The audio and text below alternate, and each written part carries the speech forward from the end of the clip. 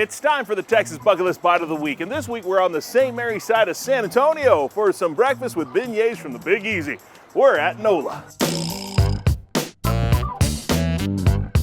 A few hours east of the Sabine, you'll find some incredible flavors inspired by French cuisine. But considering it's a 3.5-hour drive from the Texas border to New Orleans, plus the fact we're known as the Texas Bucket List, we had to find this fancy food elsewhere. Fortunately, we found NOLA in the Alamo City. It's kind of a little trip to New Orleans, but it's more around the block than a few hours away, so it's good. Some of the best food I've had in ages. She's been to New Orleans before, so she says it's pretty much exactly how it is there. Laissez les bon temps rouler. There you go. That's the stuff I can never say being a Texan.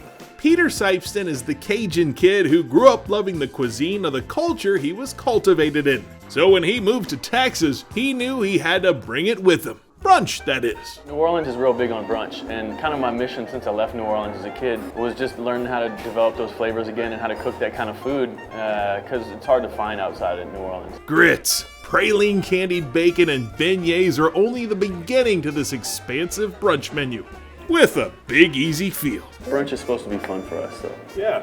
I mean, you never see anybody angry at brunch. Hopefully not. And if so, mimosas. Before we pop the top on the champagne, we picked out our signature dish to dine on, the blue crab omelet. Two of my favorite things in life, seafood, Creole cooking. You ever been to New Orleans? I have. Does it come close? Been a Does it few come times. close? I think it's better. Ryan Torres got to cracking on the omelet that's prepared with care. So what I got here is I have butter melted, just warmed it up a little bit. I'm gonna come over here and get some eggs. Those are some fancy looking eggs. Yeah, they're just some eggs mixed with some heavy cream. Must be a lot of cream in there. Yeah, it's got a good amount of cream. A wee bit of cream.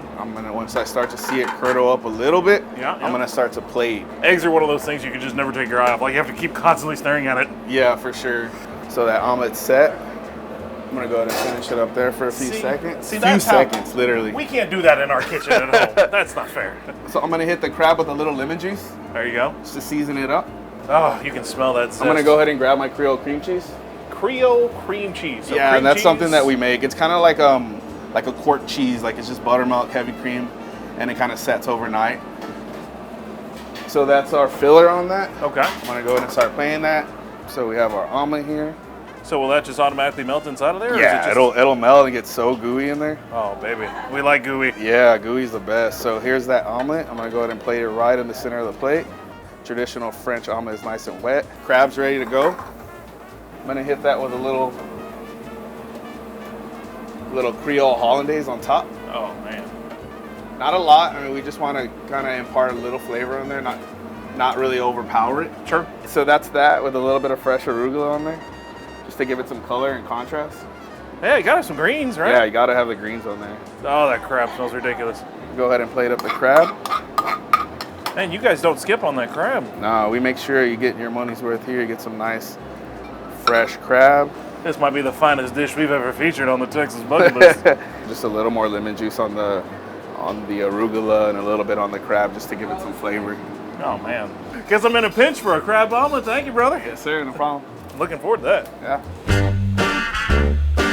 So here we are with a blue crab omelet, and we're not going to waste any time. We're going to dive right into this, and the smell of this is amazing. I mean, seafood for breakfast, you can never go wrong with that. So we're going to mix in together a little bit of that egg, some of the crabs, some microgreens, try to get some of that Creole cream cheese to get the full effect.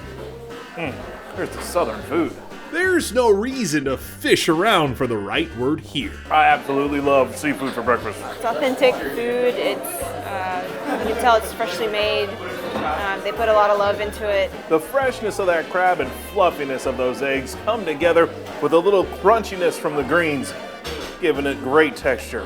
But it's all about the flavor. It's really great to be able to show different kinds of food and different kind of cuisines and lifestyles for people. There are not enough crab omelets in this world. Pop that champagne! Woo! Definitely smelled like crab when it came in, but it's really good. I like the hollandaise a lot.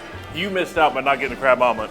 Just saying. They offer different cuisine and different delicious food, and I think every Texan should come and try this place. This is amazing. I mean, I'm all into waffles that are the shape of Texas, but every once in a while, you need a grown-up meal. It's a nice, off-the-path, delicious, charming experience. Well, if you're looking for a breakfast that'll bring you out of your shell, it's safe to say that the blue crab omelet here at NOLA in San Antonio, well, worth a stop on the Texas bucket list. I really just want to provide the neighborhood with something that people would enjoy and give people that unique flavor of, kind of a different dining experience, a different style of brunch, and just some real authentic flavors from New Orleans. Well, there's only one way to end the day at NOLA. Lazy day, bon ton, beignet.